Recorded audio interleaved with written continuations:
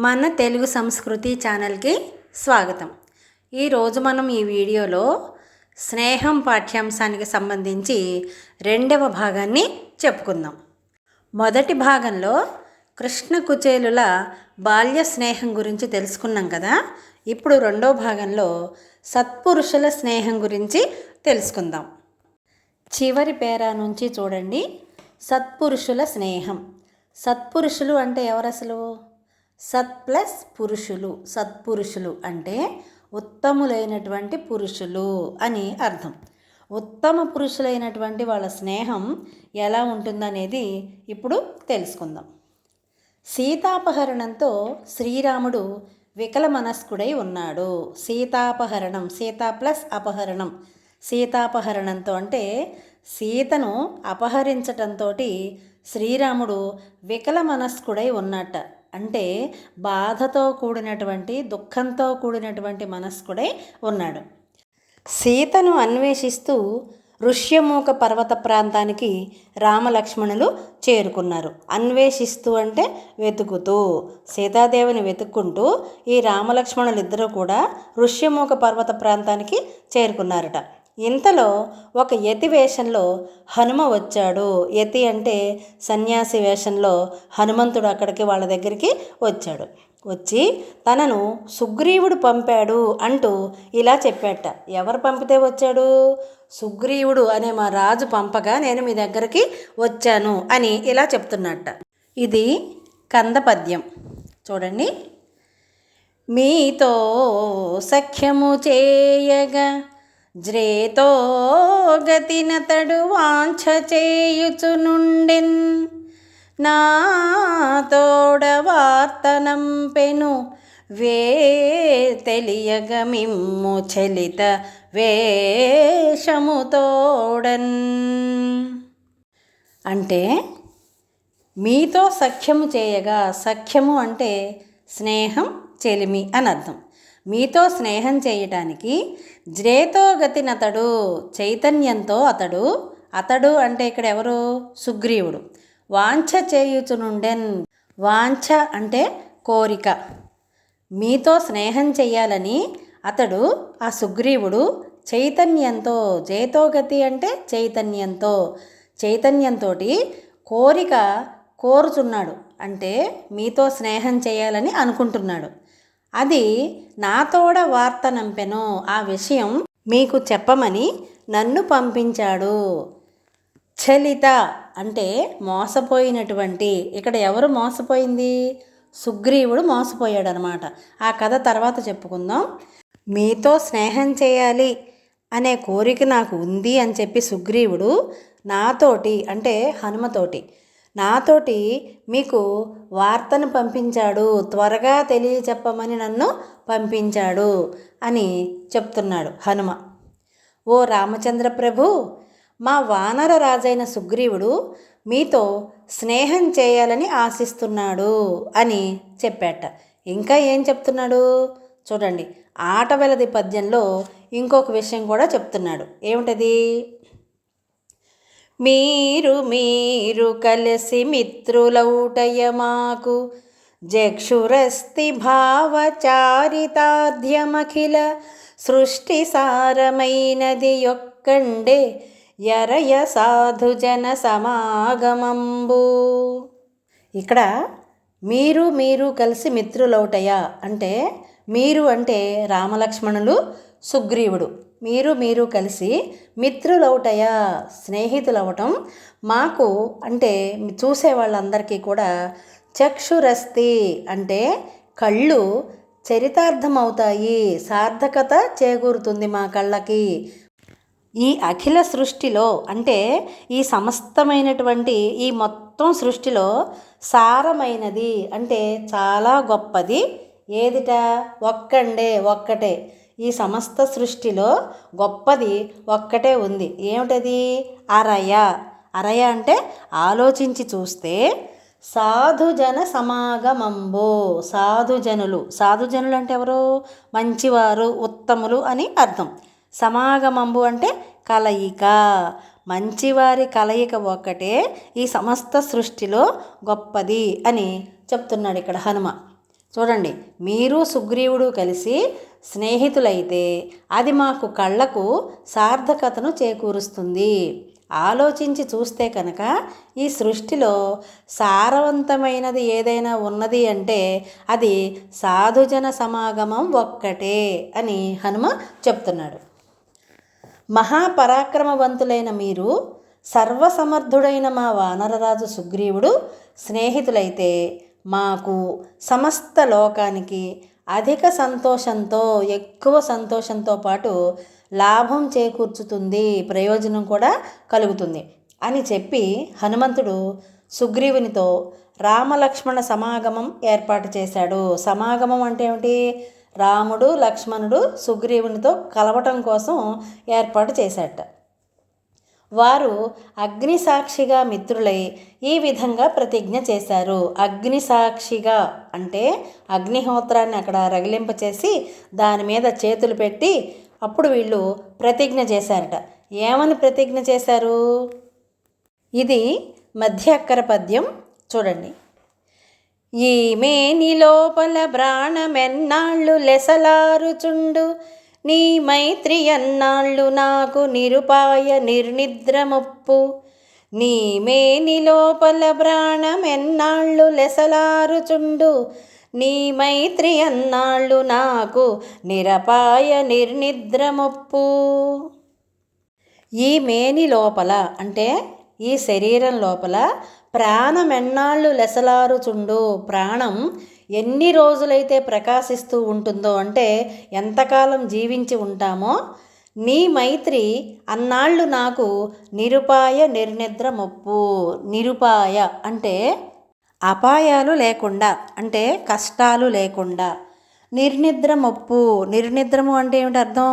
విశ్రాంతి లేకుండా అతిశయిస్తుంది, అంటే విశ్రాంతి లేకుండా నన్ను కాపాడుతూ ఉంటుంది. అలాగే నీ మేని లోపల ప్రాణం ఎన్నాళ్ళు లెసరారుచుండు, నీ శరీరంలో కూడా, అంటే ఇక్కడ సంధి అయ్యింది, మొప్పున్ అని అర్థం. ఇక్కడ మొప్పున్ ప్లస్ ఈ మేని లోపల ప్రాణం ఎన్నాళ్ళు లెసలారుచుండు, నీ మైత్రి అన్నాళ్ళు నాకు నిరపాయ నిర్నిద్రమొప్పు. ఒకళ్ళకొకళ్ళు అగ్నిసాక్షిగా ప్రమాణం చేసుకున్నారు. ఏమని? ప్రాణాలతో ఉన్నంతకాలం, అంటే మా శరీరాలలో ప్రాణాలు ఉన్నంతకాలం ఎలాంటి అపాయాలు లేకుండా, విశ్రాంతి లేకుండా మేము ఒకళ్ళకొకళ్ళు సహాయం చేసుకుంటాం, రక్షణ కల్పించుకుంటాం అని చెప్పి శ్రీరాముడు సుగ్రీవుడు అగ్నిసాక్షిగా ప్రమాణం చేసుకున్నారు. తాము ప్రాణాలతో ఉన్నంతకాలం తమ స్నేహం కొనసాగుతుందని శ్రీరామ సుగ్రీవులు ఇరువురు అంటే ఇద్దరు బాస చేసుకున్నారు, అంటే ఒట్టు పెట్టుకున్నారు, ప్రతిజ్ఞ చేసుకున్నారు. సీతాన్వేషణలో సుగ్రీవుడు కీలక పాత్ర పోషించాడు. సీతాన్వేషణ, సీత ప్లస్ అన్వేషణ, సీతాన్వేషణ అంటే సీతాదేవిని వెతకటంలో సుగ్రీవుడు ముఖ్యమైనటువంటి పాత్రని పోషించాడు. రామరావణ యుద్ధంలో తన వంతు సహాయ సహకారాలు శ్రీరాముడికి అందించాడు. రాముడికి రావణాసురుడికి జరిగినటువంటి యుద్ధంలో చాలా సహాయ సహకారాలు అందించాడు. శ్రీరాముడు మహాబలవంతుడైన వాలిని సంహరించి సుగ్రీవుని భార్య అయినటువంటి రొమకు విముక్తి కలిగించాడు. ఈ వాలి సుగ్రీవుల కథ మనకి రామాయణంలో కనబడుతుంది. వాలి సుగ్రీవుడు ఇద్దరు కూడా అన్నదమ్ములు. వాలి మహాబలవంతుడు. వాలితో ఎవరైనా యుద్ధం చేస్తే శత్రువు యొక్క బలమంతా కూడా వాలికి వచ్చేసేలాగా వాలికి వరం ఉంది. అలా ఒకానొక సందర్భంలో సుగ్రీవుడికి వాలికి యుద్ధం సంభవించి అతను సుగ్రీవుడిని ఓడించేసేసి అతని భార్య అయినటువంటి రొమను కూడా తీసుకెళ్ళిపోయి పెళ్లి చేసేసుకుంటాడు. అప్పుడు సుగ్రీవుడు వాలికి భయపడి ఏం చేస్తాడు? ఋష్యమూక పర్వతం మీదకి వచ్చి అక్కడ దాక్కుంటాడు. ఆ ఋష్యమూక పర్వతం మీదకి వాలి ఎట్టి పరిస్థితుల్లో రాడు. ఆ పర్వతం మీదకి ఎక్కితే గనక ఇతను చనిపోతాడు. మతంగ మహర్షి వాలికి ఆ శాపాన్ని ఇస్తాడు ఒక సందర్భంలో. అలా సుగ్రీవుని భార్య అయినటువంటి రొమకి వాలిని సంహరించి అతని నుంచి విముక్తిని కలిగించాడు శ్రీరాముడు. సుగ్రీవుని కిష్కింధ రాజ్యానికి రాజుగా చేశాడు. చూడండి, ఒక సమర్థుడు మరొక సమర్థునితో స్నేహం చేసి స్వకార్యాన్ని అంటే తన సొంత పనిని, మిత్రకార్యాన్ని మిత్రుడి యొక్క పనిని రెండిటినీ కూడా చక్కబెట్టుకున్నారు. ఇద్దరూ సమర్థులే. ఒకరికొకరు సహాయం చేసుకుని ఇద్దరి పనులని చక్కబెట్టుకున్నారు. తద్వారా లోక కళ్యాణానికి కారకులయ్యారు. దాని ద్వారా లోక కళ్యాణం అంటే ప్రపంచానికంతటికీ కూడా శుభాన్ని చేకూర్చేలాగా ప్రవర్తించారు. సమర్థుల స్నేహానికి దీనిని ఉదాహరణగా చెప్పవచ్చు. శ్రీకృష్ణుడిది కుచేలుడిదినేమో బాల్య స్నేహం, ఈ సుగ్రీవుడిది రాముడిదినేమో సత్పురుషుల స్నేహం. ఇప్పుడు ఇంకొక స్నేహం గురించి చెప్పుకుందాం. అదేమిటంటే వైర స్నేహం. అంటే శత్రుత్వంతో కూడినటువంటి మిత్రత్వం. వైరము అంటే శత్రుత్వం. చూడండి, అధికార గర్వంతో బాల్య స్నేహితుని తోలనాడిన వైనం ద్రుపద ద్రోణుల కథలో చూడవచ్చు. ఇక్కడ ద్రుపదుడు ద్రోణాచార్యుడు వీళ్ళిద్దరూ కూడా బాల్య స్నేహితులు, అంటే చిన్ననాటి స్నేహితులు. భరద్వాజ ఆశ్రమంలో అగ్నివేశుడు అనే గురువు వద్ద సకల విద్యలు అభ్యసించారు వీళ్ళిద్దరూ కూడా. ఎవరో ద్రుపదుడు ద్రోణాచార్యుడు ఇద్దరూ కలిసి భరద్వాజ ఆశ్రమంలో అగ్నివేశుడు అనేటటువంటి గురువు దగ్గర సకల విద్యలు, అన్ని రకాల విద్యలు నేర్చుకున్నారు. ద్రుపదుడు కాలాంతరంలో రాజు అయ్యాడు. కాలక్రమేణా కాలం గడుస్తున్న కొద్దీ ద్రుపదుడు పెద్దవాడై రాజు అయ్యాడు. అతనికి రాచరికంతో పాటు గర్వం కూడా తలకెక్కింది. చూడండి, చెడ్డవాళ్ళకి అధికారం రాగానే అహంకారం గర్వం పెరిగిపోతాయి అన్నమాట. ఈ ద్రుపదుడికి కూడా ఎప్పుడైతే రాజు అయ్యాడో, రాచరికము అంటే రాజుగా అయ్యాడో, అప్పుడు గర్వం కూడా బాగా తలకెక్కిందిట, అహంకారం వచ్చేసింది. ద్రోణుడు ఉదర పోషణార్థం పరశురాముని చేరాడు. ఉదర పోషణార్థం అంటే ఆహారాన్ని సంపాదించుకోవటం కోసం, అంటే జీవనోపాధి కోసం పరశురాముని దగ్గరకు వెళ్ళాట. ఆయన అస్త్రశస్త్ర విద్యలు నేర్పాడే తప్ప ధన సాయం చేయలేదు. పరశురాముడి దగ్గరికి వెడితే ఆయన ఏం చేశాట, అస్త్రశస్త్ర విద్యలన్నీ నేర్పెట్ట కానీ ధన సహాయం, ధనాన్ని సంపదని మాత్రం ఏమీ ఇవ్వలేదుట. చివరికి బాల్యమిత్రుడైనటువంటి ద్రుపదుడిని చేరాడు. ద్రుపద మహారాజు దగ్గరికి వెళ్ళాట ఈ ద్రోణాచార్యుడు. నా బాల్య స్నేహితుడు కదా, నన్ను ఆదుకుంటాడు, ఈ కష్టాల నుంచి నన్ను గట్టెక్కిస్తాడు, నాకు ఏదో ఒకటి ఇస్తాడు అనే ఆశతోటి ద్రుపదుడిని చేరాట. ఆవుని దానంగా కోరి వచ్చిన తన బాల్యమిత్రుడైనటువంటి ద్రోణాచార్యుని చూసి ద్రుపదుడు ఇలా అన్నట్ట. చూడండి, నాకేమొద్దు, ఒక్క ఆవుని నాకు దానంగా ఇవ్వు అని చెప్పి ద్రుపద మహారాజుని ఈ ద్రోణాచార్యుడు అడిగితే ఆయన ఏమన్నట్ట, సమశీల శృతయుతులకు సమధనవంతులకు సమసుచారిత్రలకు దమలో సఖ్యమును వివాహమునగుగాకగునే రెండున సమానులకున్. ద్రుపదుడు ద్రోణాచార్యునితో ఏం చెప్పాడో చూడండి. సమ అంటే సమానమైన, శీల స్వభావం అంటే సమానమైనటువంటి స్వభావం కలిగిన వాళ్ళకి, శృతయుతులకు, శృతులు అంటే వేదములు, శృతయుతులు అంటే వేద విద్యని అభ్యసించిన వారు అంటే పండితులకు, విద్యావంతులకు అని అర్థం. సమధనవంతులకు, సమానమైనటువంటి సంపద కలిగినటువంటి వాళ్ళకి, సంపన్నులకు. సమ సుచారిత్రలకు, సమానమైనటువంటి చారిత్రకులు అంటే చరిత్ర కలిగిన వారు, సుచారిత్రకులకు అంటే మంచి చరిత్ర కలిగిన వారికి అని అర్థం. తమలో అంటే వాళ్ళల్లో, అంటే అన్నిటిలో సమానత్వం ఉన్న వాళ్ళలో, స్వభావంలో కానివ్వండి, విద్యలో కానివ్వండి, సంపదలో కానివ్వండి, మంచి చరిత్రలో కానివ్వండి, ఇద్దరు సమానంగా ఉంటే తమలో అంటే పరస్పరం ఒకళ్ళకొకళ్ళు సఖ్యమును, సఖ్యము అంటే ఏమిటి, స్నేహం లేదా మిత్రత్వం, చెలిమి, వీటన్నింటినీ ఏదైనా చెప్పుకోవచ్చు. సఖ్యమును వివాహమును, వివాహము అంటే పెళ్ళి, అగునే అవుతుంది. ఎప్పుడు అవుతుందని చెప్తున్నాడు? సమానమైన స్వభావం, సమానమైన విద్య, సమానమైన సంపద, సమానమైన మంచి చరిత్ర ఇవన్నీ ఉంటే ఒకరికొకరు వాళ్ళల్లో మాత్రమే పెళ్ళి కానీ స్నేహం కానీ జరుగుతుంది. అంతేకాకుండా అసమానులకున్, ఇక్కడ రెండున్ ప్లస్ అసమానులకున్, ఏ రెండు? స్నేహము పెళ్ళి అనే రెండు అసమానులకు, సమానులు కాని వారికి, అంటే ఒకళ్ళు ఎక్కువ ఒకళ్ళు తక్కువ అలా ఉంటే అసమానులు అంటారు కదా, అలా సమానులు కాని వారికి రెండును, స్నేహం కానీ పెళ్ళి కానీ అగునే అవుతాయా అంటే అవ్వవు, కుదరదు అని అర్థం. ఏం చెప్తున్నాడు ఇంతకీ? సమానమైన స్వభావం, విద్య, సంపద, మంచి ప్రవర్తన లేదా మంచి చరిత్ర కలిగిన వారి మధ్య మాత్రమే స్నేహం ఏర్పడుతుంది. నేను ఎక్కువ నువ్వు తక్కువ కాబట్టి నీతో నాకు స్నేహితమేమిటి అంటూ తన బాల్య స్నేహాన్ని అవహేళన చేశాడు ద్రుపదుడు. ఎవరిని? ద్రోణాచార్యుడిని.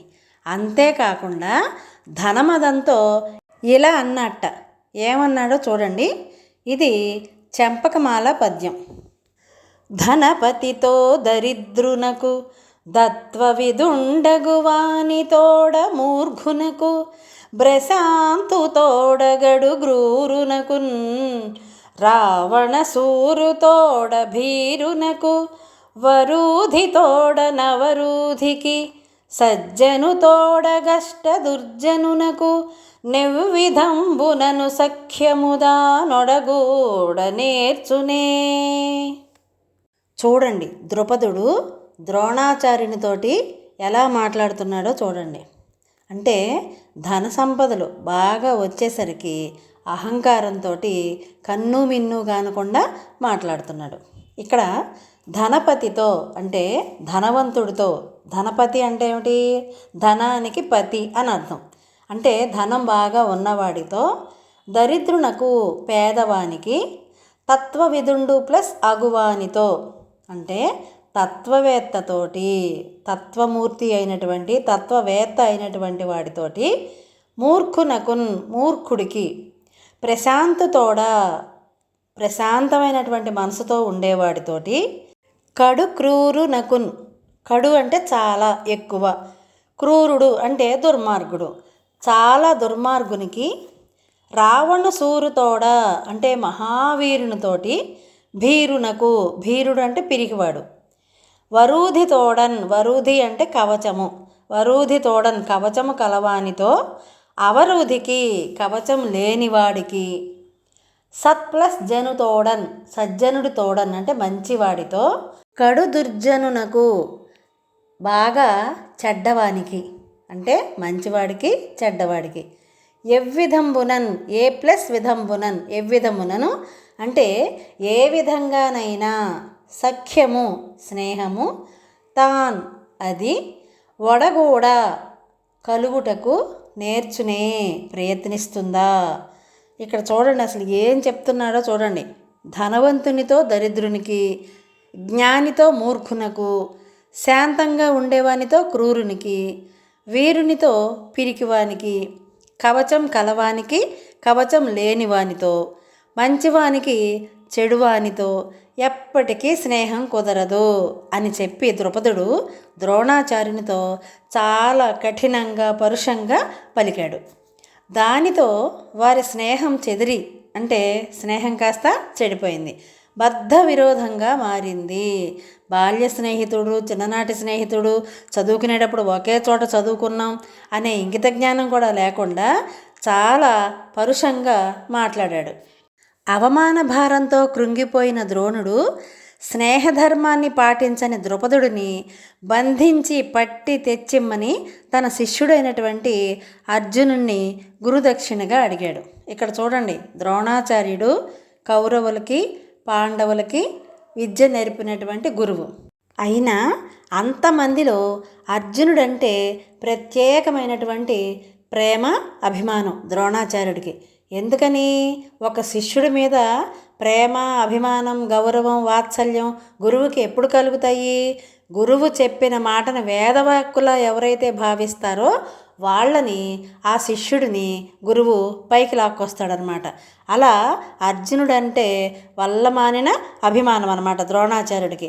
అందుకనే 100 మంది కౌరవుల్ని కానీ, పాండవుల 5గురిలో మిగిలిన 4గురిని కానీ అడగలేదు. ద్రుపదుడిని బంధించి తీసుకొచ్చి నాకు గురుదక్షిణ చెల్లించు అని చెప్పి ఒక్క అర్జునుడిని మాత్రమే ద్రోణాచార్యుడు అడిగాడు. స్నేహితులను, స్నేహాన్ని కించపరిచే వారి స్వభావానికి ఇదొక మచ్చు తునక, అంటే ఇది ఒక ఉదాహరణ. స్నేహితులను కానీ, స్నేహాన్ని కానీ ఎప్పుడు కూడా కించపరచకూడదు, అంటే తక్కువ చేసి చూడకూడదు, చులకనగా మాట్లాడకూడదు, ఎగతాళి చేయకూడదు. అలాంటి వారికి ఈ ద్రుపదుడు, ద్రోణాచార్యుల స్నేహమే ఒక ఉదాహరణగా మనం చెప్పుకోవచ్చు. తర్వాత స్వార్థ స్నేహం. చూడండి, బాల్య స్నేహం చెప్పుకున్నాము, వైర స్నేహం చెప్పుకున్నాము, సత్పురుషుల స్నేహం చెప్పుకున్నాము. ఇప్పుడు స్వార్థ స్నేహం. ఇది ఎవరి గురించి? చూడండి, దుష్టులతో సహవాసం జీవితాన్ని ఎలా బలి తీసుకుంటుంది అనటానికి కర్ణ దుర్యోధనుల మైత్రి ఒక నిదర్శనం. దుష్టులు అంటే చెడ్డవారితో సహవాసం, మనం చెడ్డవారితో కనుక స్నేహం చేస్తే జీవితాలు బలి ఎలా అయిపోతాయి అనేదానికి ఉదాహరణే కర్ణుడు, దుర్యోధనుడుల యొక్క మైత్రి. కుమారాస్త్ర విద్యా ప్రదర్శన జరుగుతోంది. కర్ణుడు అసమాన శౌర్యాన్ని ప్రదర్శించాడు. కుమారాస్త్ర విద్యా ప్రదర్శన అంటే ఆ రాజ్యంలో ఉండేటటువంటి యువకులందరూ కూడా, కుమారులు అంటే యువకులు, కౌమార దశలో ఉన్నటువంటి యువకులు, వాళ్ళందరికీ విద్యా ప్రదర్శన అంటే అస్త్ర విద్యా ప్రదర్శన జరుగుతోంది అక్కడ. అందరూ యుద్ధ విద్యలన్నీ నేర్చుకుంటారు కదా, అస్త్రాలు, శస్త్రాలు, విలువిద్య, యుద్ధ విద్య, మరి ద్వంద్వ యుద్ధం, ఇలా ప్రతిదీ అక్కడ ప్రదర్శిస్తున్నారు. కర్ణుడు అసమాన శౌర్యాన్ని ప్రదర్శించాడు. అసమాన శౌర్యం అంటే ఏంటి? అతని ముందు ఎవరో నిలబడలేకపోతున్నారనమాట. అంత శౌర్యాన్ని, పరాక్రమాన్ని చూపిస్తున్నాడు. అది దుర్యోధనుని మనస్సులో స్నేహ బీజాలు నాటింది. చూడండి, అవన్నీ చూసి ఈ అబ్బాయి ఇతను ఎంత బాగా విలువిద్య కానీ, లేకపోతే గదా యుద్ధం కానీ, ప్రతి విద్యలో కూడా మంచి ప్రావీణ్యత కలిగినటువంటి వాడు అని చెప్పి దుర్యోధనుడి మనసులో కర్ణునితో స్నేహం చేయాలి అనే కోరిక పుట్టిందిట. కర్ణుని అవమానిస్తుంటే దుర్యోధనుడు తట్టుకోలేకపోయాట.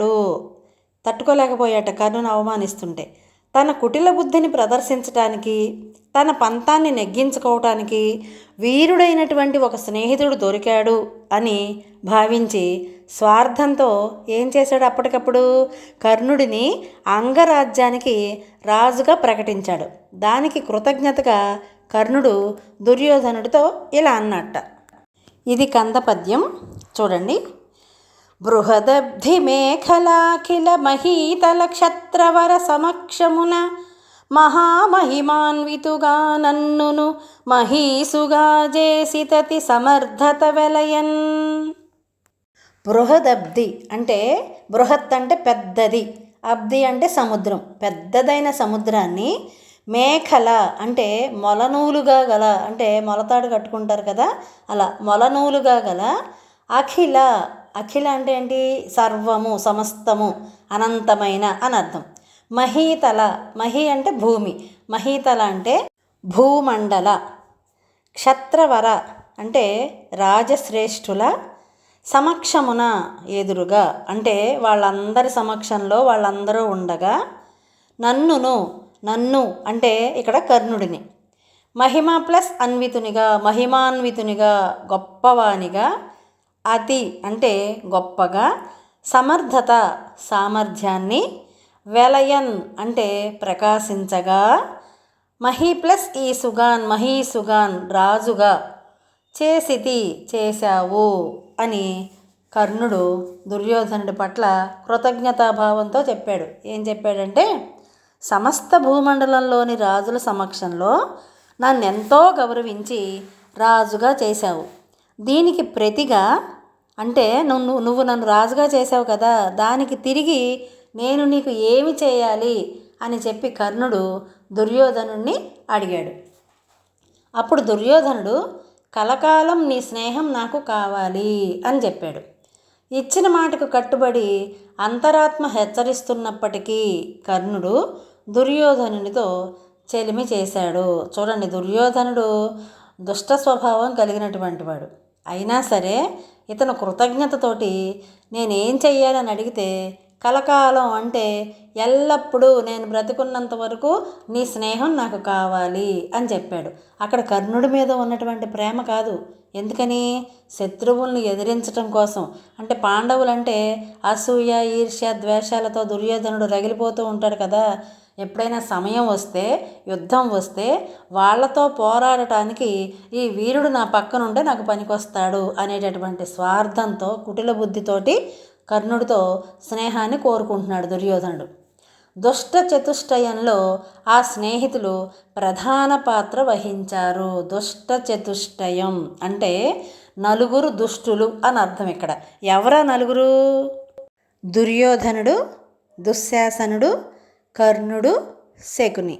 ఈ నలుగురిని కలిపి దుష్ట చతుష్టయం అని అంటారు. దానత్వంలో అసమానుడైన కర్ణుడు దుర్యోధనుని దుష్టబుద్ధికి, స్వార్థంతో కూడిన స్నేహానికి బలైపోయాడు. చూడండి, అసమానుడు దేంట్లో? దానం చేయటంలో. అందుకనే దాన వీర శూర కర్ణ అని అంటారు కర్ణుణ్ణి. చివరికి చనిపోయే ముందు కూడా దానం చేసి చనిపోతాడు కర్ణుడు. అలాంటి మంచి కర్ణుడిని ఈ దుర్యోధనుడు యొక్క దుష్టబుద్ధి, స్వార్థంతో కూడిన స్నేహం ఇవి బలి తీసుకున్నాయి అన్నమాట. ఇతిహాసంలో అంటే మన చరిత్రలో ఓ దుష్ట పాత్రగా కర్ణుడు మిగిలిపోయాడు. స్నేహితుడు స్వార్థపరుడైతే జరిగే అనర్థాలకు ఈ స్నేహాన్ని మనం ఒక ఉదాహరణగా చెప్పుకోవచ్చు. విదురుడు హెచ్చరించాడు, కర్ణ నువ్వు దుర్యోధనుడి పక్కన ఉండద్దు, ధర్మం వైపు ఉండు అని. వినలేదు కర్ణుడు.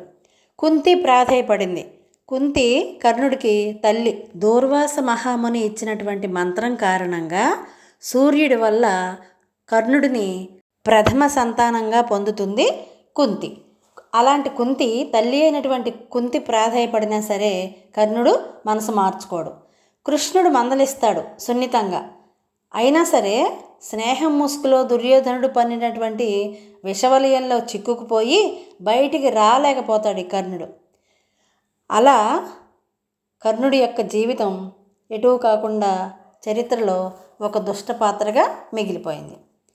ప్రతి మనిషి స్నేహహస్తం చాచాలి, స్నేహ మాధుర్యాన్ని ఆస్వాదించాలి. అంటే స్నేహాన్ని చెయ్యాలి. ప్రతి మనిషి కూడా స్నేహం చెయ్యాలి. ఆ స్నేహంలో ఉన్నటువంటి తీయదనాన్ని అనుభూతి చెందాలి.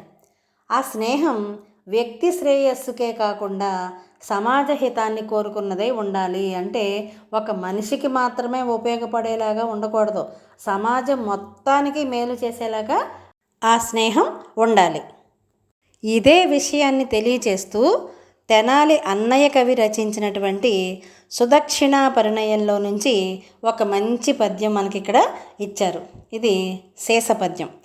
కలలోన నేనియు గపట కృత్యము లేక కడసాగు గుణముల కలిమి చెలిమి ధన మనోవంచకత్వము లేసమును లేక ఏపు దీపించిన ఎలమి చెలిమి యొండొరు మధులలో నొరపారలు లేక ప్రాపుదాపుననైన బలిమి చెలిమి ప్రాణంబులై వింతలెదలేక హత్తినదగు జయం బలిమి చెలిమి కెలని కెడమీక తగువగల్గలిమి చెలిమి చూచి వారించు బెరవారి జులిమి చెలిమి నూళ్ళో సంగని రిపులచే నులిమి చెలిమి చెప్పని కనేల వారల చెలిమి బలిమి.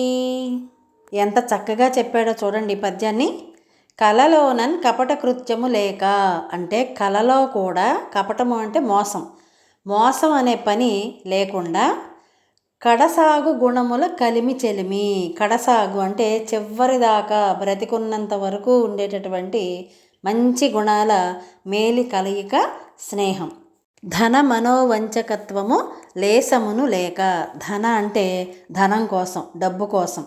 మనహ అంటే మనస్సులో, వంచకత్వము అంటే మోసం చేయాలి అనే గుణం. ఇప్పుడు చూడండి, ధనం కోసం, సంపదల కోసం ఎలాంటి మోసానికైనా దిగజారిపోతున్నారు మనుషులు. అలాంటి మోసపు గుణం లేశమును లేక, కొంచెం కూడా లేకుండా, అంటే ధనం కోసం అవతల వాళ్ళని మోసం చేయాలి అనే ఆలోచన మనసులో కొద్దిగా కూడా లేకుండా, ఏపు దీపించిన ఎలమి చెలిమి, అంటే ఏపు అంటే అభివృద్ధి. బాగా ఇప్పుడు చేను బాగా ఏపుగా ఎదిగిందిరా అంటాం చూసారా, బాగా అభివృద్ధి చెందింది, బాగా పెరిగింది అని అర్థం అన్నమాట. అభివృద్ధితో దీపించటం అంటే ఏమిటి? ప్రకాశించటం, వెలుగొందటం.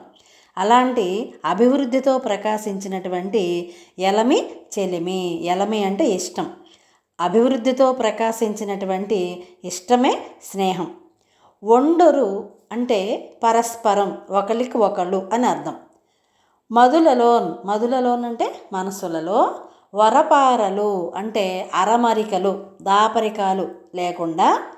ప్రాపు అంటే ఆశ్రయం, దాపునన్ ప్లస్ అయినా చాటును కూడా. బలిమి అంటే బలాన్ని కలిగించేది. చెలిమి స్నేహం. చూడండి, ఒకరికొకరు మనసుల్లో ఎలాంటి అరమరికలు లేకుండా ఆశ్రయం చాటును కూడా బలాన్ని కలిగించేదే నిజమైనటువంటి స్నేహం. ప్రాణంబులై అంటే జీవమునకు జీవాలై, ప్రాణానికే ప్రాణం లాంటిదంట. ఏమిటది? స్నేహం.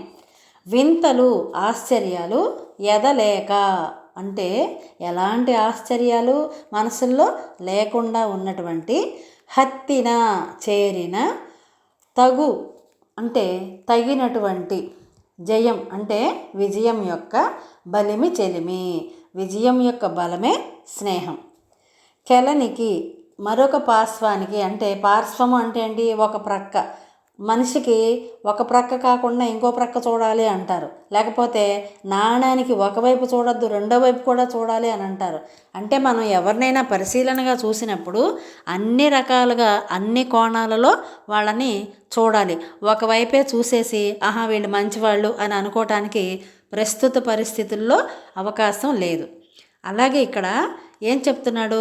కెలనికి మరొక పార్శ్వానికి, అంటే వేరొక వైపుకి, ఎడమీక చోటివ్వక, తగువగల్ తగిన వయ్యారాల కలిమి చెలిమి. సంపదే స్నేహం.